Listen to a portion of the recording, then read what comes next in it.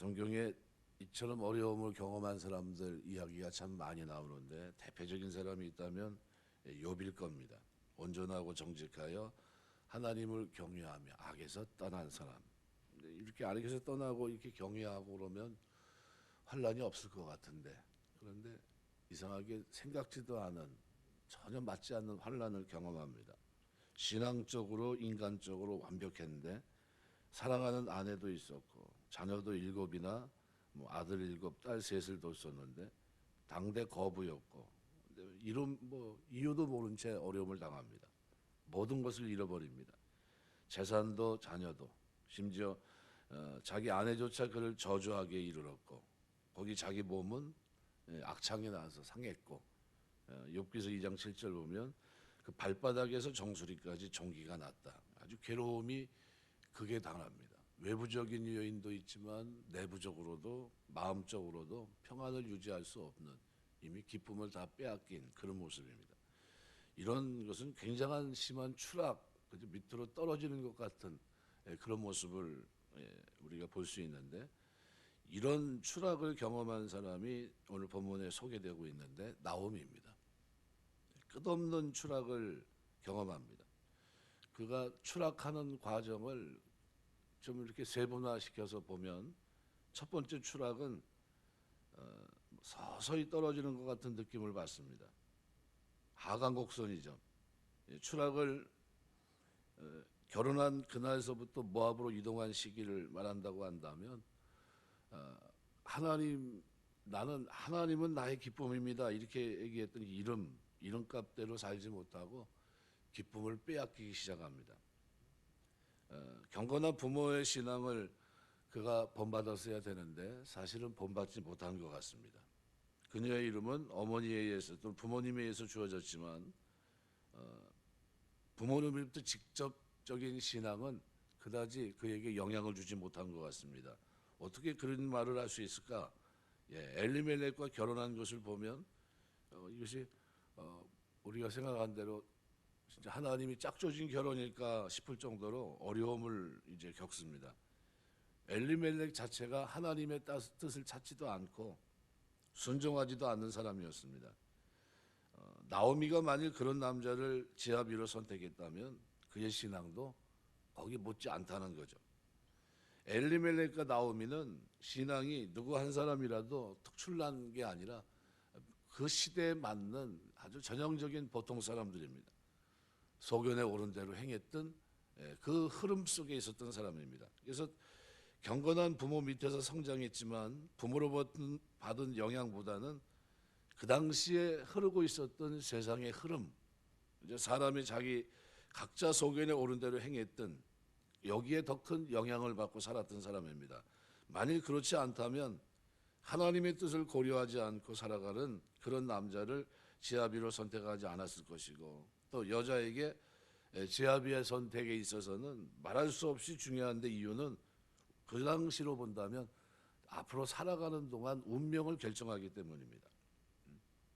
아들을 낳았을 때 나오미가 조금만 더 신앙적으로 또 생각을 해봤다면 아들의 이름들을 말론 기론이라고 짓지 않았을 겁니다. 누가 아들 이름을 지면서 질병 또는 진멸 이렇게 이름을 짓겠습니까? 남성이 지배하는 사회이긴 했지만 그래도 나오미는 남편에게 강력하게 그녀의 신앙적인 생각을 개진할 수 있었다고 생각이 됩니다. 남편이 정한 아들들의 이름을 이렇게 받아들인 걸 보면 그 시대가 그랬던 것이 아닌가. 아들을 둘씩이나 낳았다는 이것은 축복으로 굉장한 축복이었는데, 부부라고 하는 것은 하나님께서 한 몸을 이룬 인생의 반려자를 만나서 함께 돕는 배필과 함께 살아가는 건데요. 근데 아내는 남편의 결정을 존중하면서도 지혜롭게 자기 의견을 개진하면서 살아야 가는 것이 맞습니다. 그런데 남편의 결정을 무조건 수용해야 했다고 한다면 그 부부는 비인격적인 어떤 결합에 지나지 않습니다. 그래서 나오미가 부모로부터 물려받은 신앙을 가지고 있었다고 한다면 남편과 두 아들에게 신앙적으로 영향을 끼칠 수 있었을 텐데, 그런데 그러지 못했다는 거예요.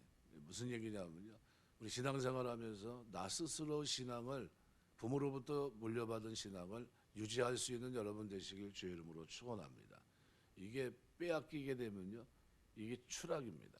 그냥 추락으로 끝나지 않고요, 인생 전체가 힘들어집니다.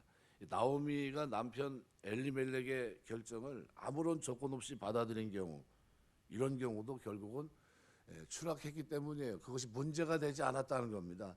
그러니까 남편이 흉년을 피하기 위해 모압으로 가기로 했는데 이게 문제 삼지를 않아요.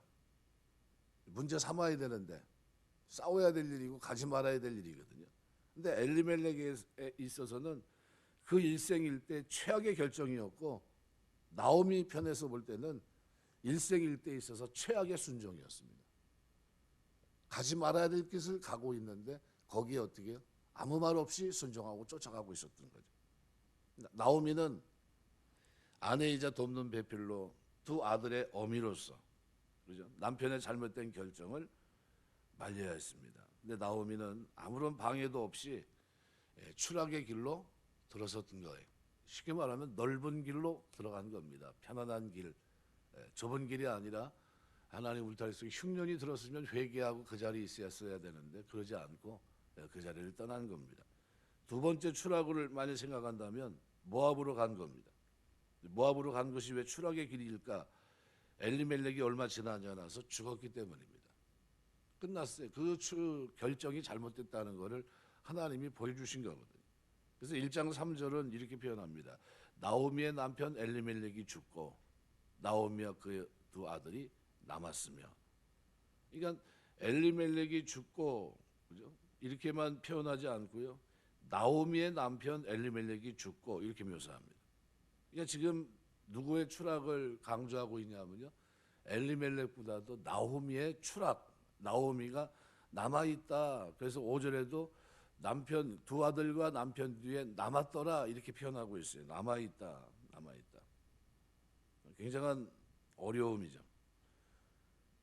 나오미는 남편 엘리멜렉이 죽고 난 후에 이제 과부가 됐는데 가정을 떠맡게 됐습니다. 당시 사회는 엄격한 부계 사회입니다. 여자는 일생 동안 남자의 보호를 받아야 되고, 나오미는 과부가 되어 보호막이 사라진 사회적 약자가 된 겁니다.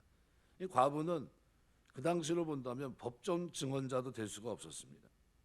억울한 일을 당해도 하소연할 길이 없었던 그런 시대죠. 이 과부는 언제 어디서나 어떤 일을 당한다 할지라도 언제든지 불안정한 위치에 서 있습니다. 더군다나 그 땅은 모압 땅입니다. 이방 나라에서는 말해 뭐가 필요합니까? 오죽하면 하나님께서 이방인들을, 나그네들을 대접할 것을 얘기했겠습니까? 그 시대 문화가 그렇습니다. 이스라엘 땅만큼은 나그네들이 먹고 살 수 있도록 지나가는 나그네를 위해서 다 거두지 말아라까지 얘기하신 이유는 뭡니까? 나그네에 대한 푸대접이 그거 어떤 관행이었다는 거죠. 근데 나오미의 추락의 모습입니다. 후반부 말씀을 인용하면 나오미와 그 두 아들이 남았으며, 얼마나 깊은 추락을 의미하는가 하는 거죠. 가족적으로나 사회적으로나 약자인 나오미가 이제는 두 아들을 책임지지 않을 수 없다는 말입니다. 두 아들이 남았다. 어떻게 두 아들을 먹여 살릴 것인가? 그것은 아무런 도움도 받을 수 없는 우상 숭배의 나라 모압 땅에서 나오미가 할 수 있는 최선은 돌아가든지 두 아들이 결혼을 하는 일입니다. 그래서 두 아들을 나오미는 장가 보내는 쪽으로 가닥을 잡습니다. 그리고 그곳에는 유다 여자가 없었기 때문에 나오미는 모압 여자들을 며느리로 맞았고, 그리고 그곳에서 안주하려고 합니다. 여기까지가 나오미의 신앙의 면면들입니다. 두 아들을 데리고 유다 베들레헴으로 돌아갈 수 있었습니다. 만일 나오미가 그렇게 결정했다면 이방인을 며느리로 삼을 필요도 없었을 뿐만 아니라 두 아들을 모압 땅에 묻지 않았을지도 모릅니다. 근데 나오미는 계속해서 어떻게 해요? 내려가고 있어요. 결국 모압 여인들 룻, 오르바를 며느리로 맞습니다. 나오미의 선택이 잠깐 동안은 맞은 것 같아요. 옳은 듯 보입니다. 왜냐하면 내려가서 있었던 기간이 10년쯤이라고 표현했기 때문에 그 당시 10년이면 어떻습니까? 그냥 그럭저럭 세월을 보낸 겁니다. 얼마 동안 그 가정은 안정을 찾는 듯 했지만 그런데 이것이 웬일입니까? 두 아들이 한꺼번에 또 말론과 기론이 죽습니다. 이런 죽음은 그들의 아내에게도 물론 큰 충격이 되었겠지만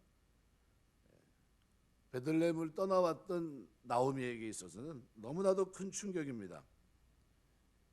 아내가 된 두 사람의 충격은 뒤로 하고 나오미가 시집와서 낳은 아들들, 기업을 이어갈 자랑스러운 아들들, 온 마음과 정성을 다해 키웠고 그랬던 그 아들, 이제는 믿고 의지할 수밖에 없고 이제는 뭔가 결혼했으니까 기대할 만하다 했던 그 순간 모든 것이 다 무너지는 겁니다. 이렇게 일찍 죽다니 모든 걸 원점에서 다시 생각해 봐야 돼요. 이스라엘 백성에게 기업은 대단히 중요합니다. 그런데 이제 기업 물을 사람이 없어요. 다 죽었으니까. 엘리멜렉의 가문은 세상에서 없어지는 것을 의미했고요. 그 가문의 땅 기업을 물려받을 상속자도 없어졌습니다. 율법에 의하면 아들이 기업을 물려받거나 신명기 21장 15절이나 아들이 없는 경우 딸도 기업을 물려받을 수 있습니다. 민수기 27장 8절. 근데 나오미는 이제 남편도 아들도 없는 추락할 대로 추락한 과부가 되었던 겁니다. 세 번째 추락은 나오미가 남편을 따라 모압으로 들어가면서부터 그녀의 추락은 겉으로 드러나기 시작합니다. 그녀에게 남은 것은 두 모압 며느리들입니다. 이스라엘 사람에게 남편은 생명의 보호자고 아들은 미래의 희망입니다. 기업을 이어가는 너무나 중요한 사람들이 바로 아들이죠. 그런데 나오미에게 있어서 생명의 남편과 희망의 아들들이 사라졌습니다. 나오미의 추락은 이때부터입니다. 왜냐하면 그녀의 텅 빈 마음을 달래줄 수가 없기 때문이죠. 빈수레가 된 겁니다. 나오미가 유다 베들레헴을 떠나 모압으로 왔을 때 그녀를 맞아준 것은 남편과 아들들의 죽음이었고 죽음과 같은 텅 빈 마음을 가지고 이제는 공허함 속에 있습니다. 아무도 이해해 줄 수 없는 어두운 마음, 여러 가지를 생각하고 또 생각하고 아마 뭐가 잘못됐을까? 아마 생각해 보지 않았겠습니까? 살려고 몸부림치면서 모압으로 간 것은 그 가정에는 죽음이었습니다. 나오미가 유다 베들레헴에 있을 때는 비록 흉년이었지만 그래도 거기에는 생명이 있었습니다. 생명의 상징인 희망인 두 아들이 있었고요. 생명의 주인이신 하나님으로부터 두 아들을 선물 받은 곳입니다. 생명의 하나님을 떠나고 생명의 땅을 떠났을 때 거기에는 이별과 눈물과 사별이 있었을 뿐입니다. 어둠과 절망만이 그에게 다가왔습니다. 더 이상 추락할 수 없을 만큼 추락했습니다. 이제 모든 것이 이렇게 된 상황에서 남았더라라고 표현된 그 남은 그 상태에서 나오미의 처지를 가만히 들여다보십시오. 남성과 여성 중에서 여성이 더 약하고 여성 중에서도 노인 여성은 더 약하고요. 노인 여성 중에서도 과부는 더 힘듭니다. 불쌍한 과부들 중에서 자녀를 원하는 자는 참으로 슬픕니다. 그런데 자녀를 원하는 과부들 중에 한때 자녀를 가졌다가 잃어버렸다. 이것은 더 고독합니다. 더 괴롭고. 외국에서 이방인으로 살아가는 자는 위로받을 수 없는 그런 상황에 처해 있습니다. 이것이 나오미가 가지고 있었던 현실입니다. 이 모든 내용을 우리가 누구에게 찾을 수 있냐면요, 나오미에게서 찾을 수 있어요. 슬픔의 정점에, 슬픔의 가장 정중앙에 서 있는 사람입니다. 많은 비극이 그 앞에서 펼쳐졌고, 그리고 마침내 자기의 모든 것들이 다 어떻게 해요? 바깥으로 터져 나온 것 같은 이런 처지가 나오미의 모습이에요. 그래서 나오미의 고난은 여자가 당한 고난 중에는 가장 큰 고난으로 비춰집니다. 욥의 고난에 비교될 수 있을 정도의 고난입니다. 많은 사람들이 고난을 받되 욥처럼 고난받은 사람들이 없고, 많은 여자들이 환난을 당했지만 나오미처럼 환난당한 사람이 없을 겁니다. 나오미는 환난의 정점에 서봤던 사람입니다. 얼마나 괴롭고 고통스럽겠습니까? 며느리들 몰래 눈물로 밤을 지새운 날이 얼마나 많았겠습니까? 죽음과 같은 텅 빈 가슴을 남편에 대한 그리움도 있겠지만 아들들에 대한 미련으로도 채웠을 겁니다. 무슨 생각을 했을까요? 어디서부터 잘못됐을까를 생각하지 않았겠습니까? 요나가 배 밑에 바다 깊은 곳으로 물고기 뱃속에 바다풀이 보이는 것까지 내려간 것처럼 나오미는 이렇게 추락을 하고 말았습니다. 인간적으로 이보다 더 밑으로 추락할 수는 없을 겁니다. 이런 상황에서 나오미가 할 수 있는 일은 뭘까요? 아무것도 없어 보입니다.